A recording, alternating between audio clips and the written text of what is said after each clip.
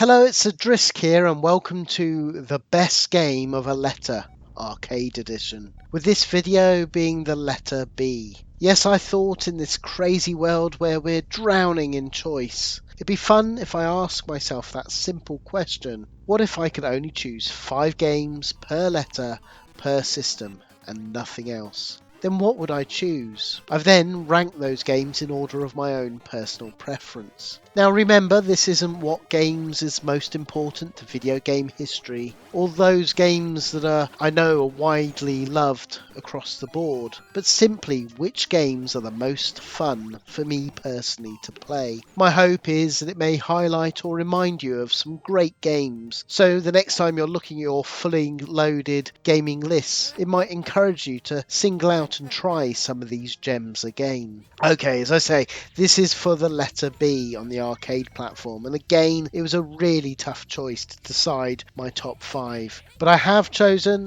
and I'm happy with my choices, so here we go. Okay, game 5, and I've chosen the great vector blaster called Black Widow, released by Atari in February of 1983, not as 1982 it says on the arcade board.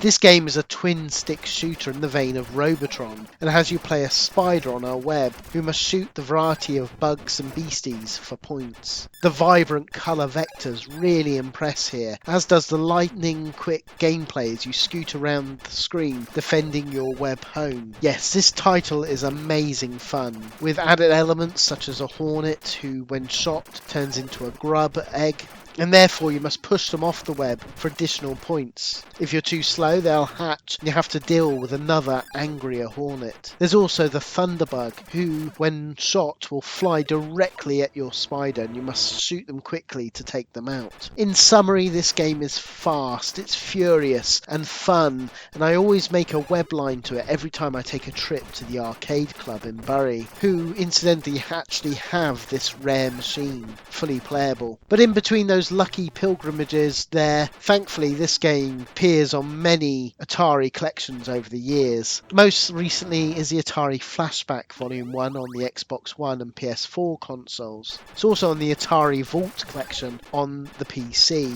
but it's been on historic collections as well, such as the Atari Anthology and like-minded ones that were on the original Xbox, PS1 and PS2 era of gaming. The version we're seeing here, incidentally, is the great MAME rendition, which, as you can see, does a great job of capturing the look and feel of the vector. Okay, let's go on to number 4, and for this I chose Battlegrega, released in 1996 by Aiting and Raising, former Toplin staff, and behind such classics as Armed Police Batrider. This game is a great vertical shooter, clearly taking inspiration from Taito's 1990 game Gun Frontier, but putting the faster pace of shooting on their previous games at Toplin, such as Batsugan, this making it even more frantic. Now, I adore this game, and it's clear that this was a seasoned team of veterans that clearly knew what they were doing at this point, making pure gaming perfection as you take on wave after wave of enemies. This is a real score junkie's dream as well, with many hidden medals and the destructible scenery for extra points, so this will really have you hooked. Now, thankfully, alongside the rather expensive Sega Saturn port, this has now found its way onto the Xbox One and PS4 consoles as a digital download, so there's no excuse not to give this game a go. But as you can see, MAME also does a fantastic job in capturing how well it plays as well, so there's really no excuse not to track this down, and while you're at it, play the sequel, Battlegrega. Okay, for number 3 I've gone for another vertical shooter. I really do seem to love them at the moment. This is really rather special, and it's called Batsugan, and released in 1993. Sadly, it was Toplin's last game before filing for bankruptcy, and it's a crying shame as well, because not only is this an amazing fun blaster, being perhaps their best, but an important one as well, because this was the world's first bullet hell shooter. They really took the shooter genre forward with this game. Now, Batsugan means roughly by far the best brigade if you're doing a literal translation, and here you defend against a global takeover on a Earth-like planet and must take out the hordes of alien scum and villainy.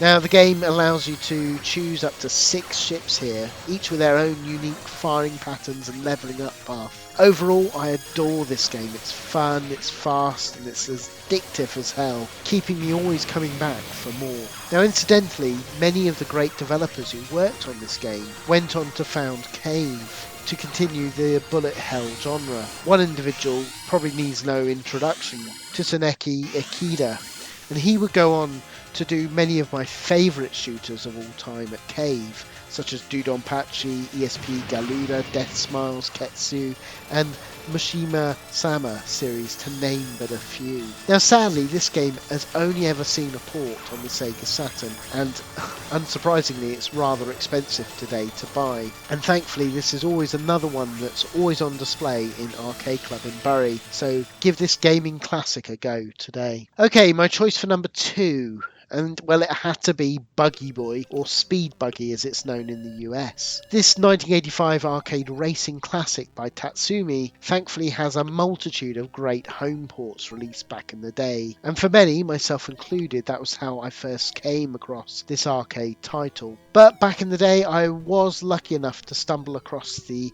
sit-down 3-screen extravaganza, and it really was a sight to behold, giving the player a wonderful widescreen experience. Now, in the game, you control a huge buggy and you have to collect flags in order to run through the gates to up your score. There's also time gates that must be run through, which are essential if you're going to survive in the next checkpoint. The game is all set to a strict time limit, like Outrun, offering you even more challenges on each stage you encounter. Now, although there are other buggies on the track, this is really all about you versus the track, dodging the obstacles and using logs to jump over difficult parts of the track, or slanted rocks to go on 2 wheels to handle tighter sections of the course, or finding a football hidden or otherwise to boot off into the sunset for additional bonus points. Overall, I adore this game.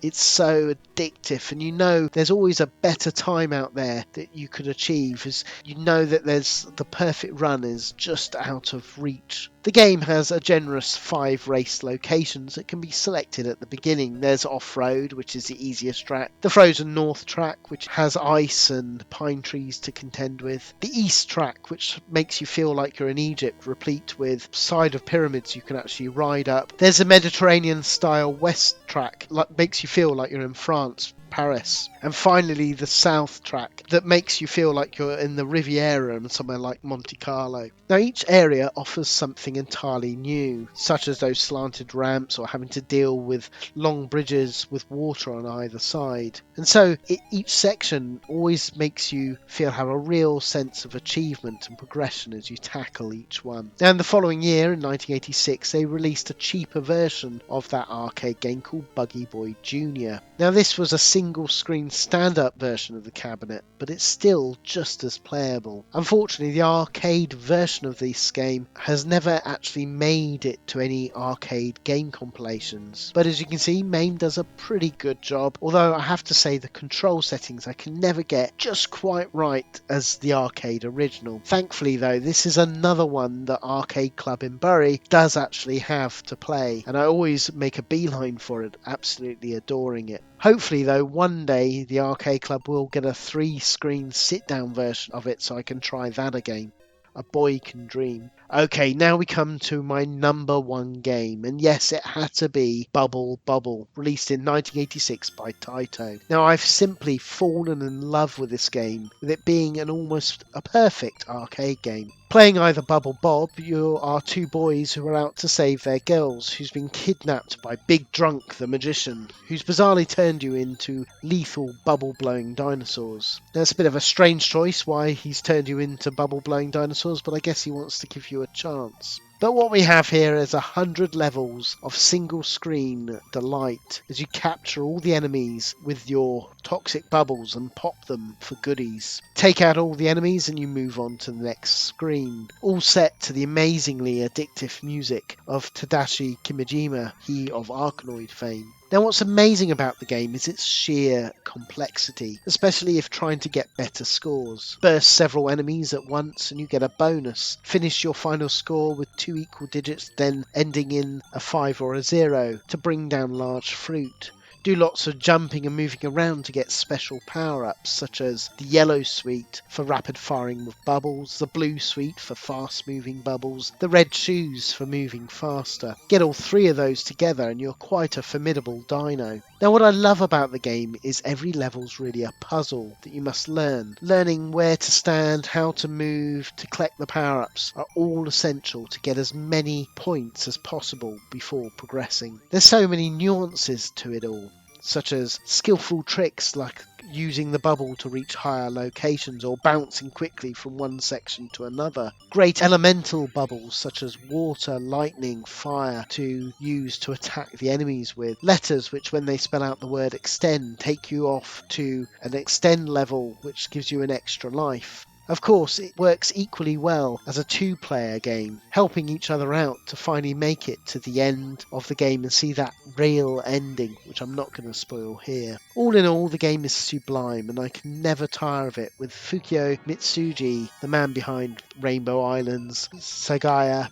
Darius 2, and the little known Game Gear exclusive puzzle game called Magical Puzzle Popils. And it needs to be played by more. So there you go. There's my top 5 for the arcade, beginning with the letter B. I'd love to hear your top 5, so please let me know in the comments. Now for me, I realise I've left a huge amount of heavy hitters off my list, and some really big golden era names as well. So I just want to go through some of those titles that I love but didn't quite make that top 5. There's Berserk, of course. Now I do love this game. I love the robot taunts and find it a fun game to play, but I do find the fact that you can run off the screen at any point and there seems no particular directional purpose to what you're doing means that I get a little bit lost on it. Then you have Battlezone. Now this is another classic and I really enjoy playing this as well, but I find I soon tire of it. Once you shot a few tanks, there's really not a lot more to it, and therefore I move to other things. Then of course there's Black Tiger, or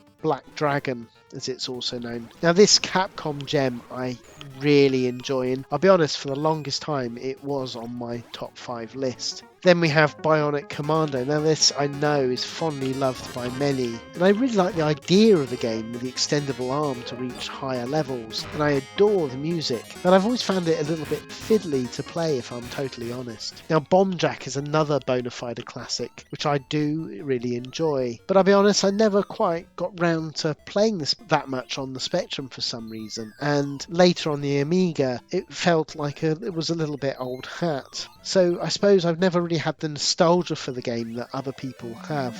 Of course there's also Burger Time, another one I love, and I'll be honest, it's only really my lack of skills at playing it that meant it failed to make my list, because I get frustrated with it. Other fondly loved games such as Bad News vs Dragon Ninja is one I personally find is fine. I don't have quite the same love as other people do, but I understand why people may be drawn towards it. The same is true with Sega's Bonanza Brothers. Now I love the graphic style and I love the thieving premise, but after the few levels I find it doesn't really offer anything new and I get bored, quite frankly. Now alongside those heavy hitters there's some hidden gems scattered between the letter B as well that well worth giving a try. Battlegrega, which is the sequel to Battlegrega, is definitely worth your time, being a shooter seldom talked about and a lot of fun. There's also Bubbles by Midway. This is a really weird, unique premise of riding a bubble across a sink,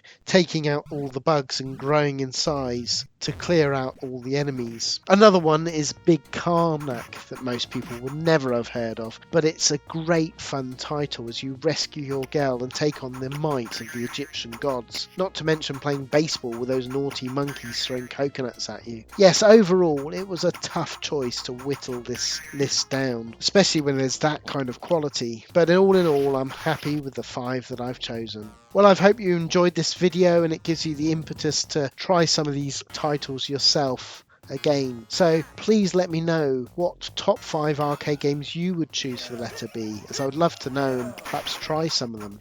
Okay, look out for my next video on the letter C, and I hope you've enjoyed this. If you have, reach out to me on the comments, and also come and listen to me on the free podcast I'm also on called the Retro Gaming Discussion Show, where me and like-minded hosts chat all about retro gaming, and it's a lot of fun. So until next time, keep it retro.